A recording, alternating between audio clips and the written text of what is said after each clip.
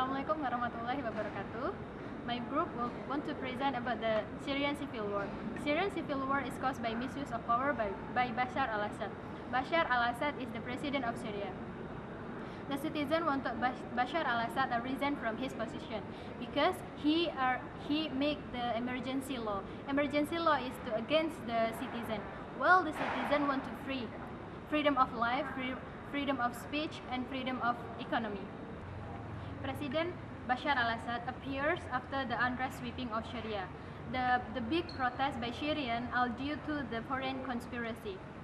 Bashar al-Assad want to cancel the emergency law in order to make the protest disappear.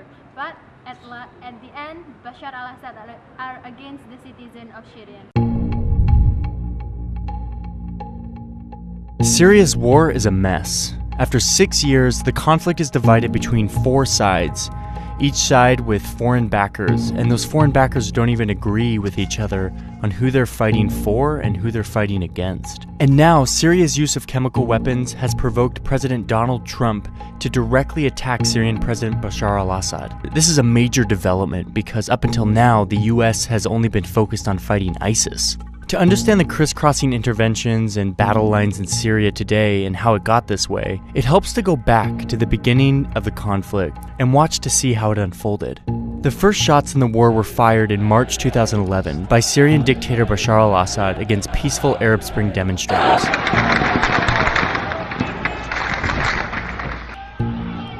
In July, the protesters start shooting back, and some Syrian troops even defect from the Syrian army to join them. They call themselves the Free Syrian Army, and the uprising becomes a civil war. Syrian Civil War. One of the problem is economic problem.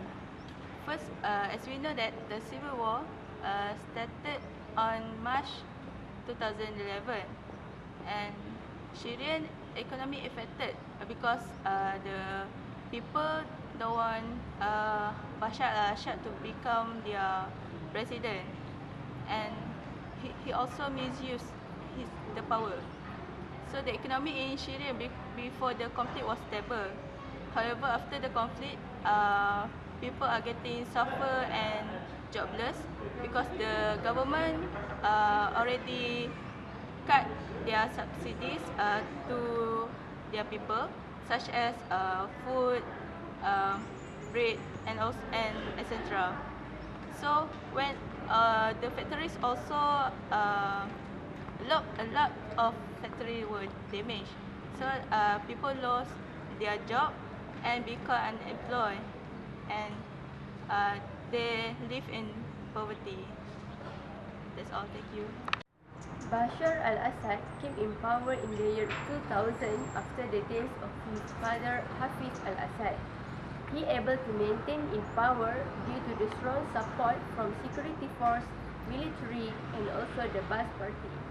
He is known for being a tyrant during his presidential regime in 60 years. Many innocent people were being killed unfairly and mostly because of his own interest. The regime uses chemical weapons against civilians, provoking condemnation from around the world.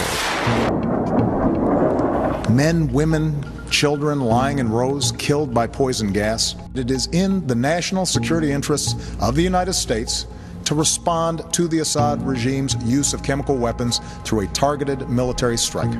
Russia proposed on Monday that Syria surrender control over its chemical weapons to the international community for its eventual dismantling to avoid a U.S. military strike. The U.S. ends up backing down, but the whole thing establishes Syria as a great powers dispute, with Russia backing Assad and the U.S. opposing him. Just weeks later, the first American CIA training in arms reached Syrian rebels. The U.S. is now a participant in the war. In February 2014, It's hard for UN and other international community to withdraw Bashar from his power, since there are few countries that stand behind his regime. There are China, Russia, and Iran. Russia established bilateral relationship with Syria started in July 1994. Russia also helped Syria to evacuate French troops in order to gain its independence in 1949.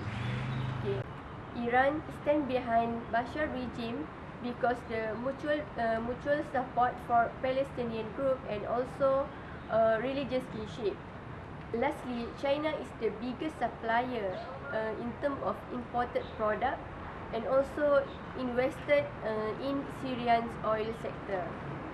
16, Assad, helped by Russian air power and Iranian-sponsored militias, retakes the Syrian city of Aleppo, knocking the rebels out of their last remaining urban stronghold. Then, in spring 2017, Assad once again uses chemical weapons against his people, killing 85, including 20 children. Back in the US, Trump says his attitude towards Syria and Assad has, quote, changed very much due to the attacks. He vows to respond, and within just a few days, the White House launches dozens of Tomahawk missiles that strike an airbase in Syria. This is the first time the United States has directly attacked the Assad regime, and this adds yet another crisscrossing complication to the already multi-dimensional civil war.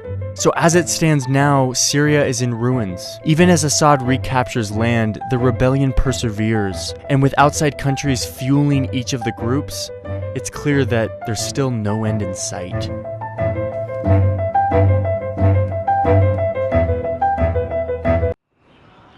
Talking about the problem, which is economic and social problem, now it's come to the solution. Actually, there is two major problems in Syrian civil war. First is economic and second is politics. There are three steps to solve the problem in Syrian civil war. First is by applying R2P. R2P is responsibility to protect the human rights. And second, convincing Russia to stop by using the veto power. Third is replace the regime that support the Bashar or stop the Bashar al-Assad from the bottom of his supporter. That's all.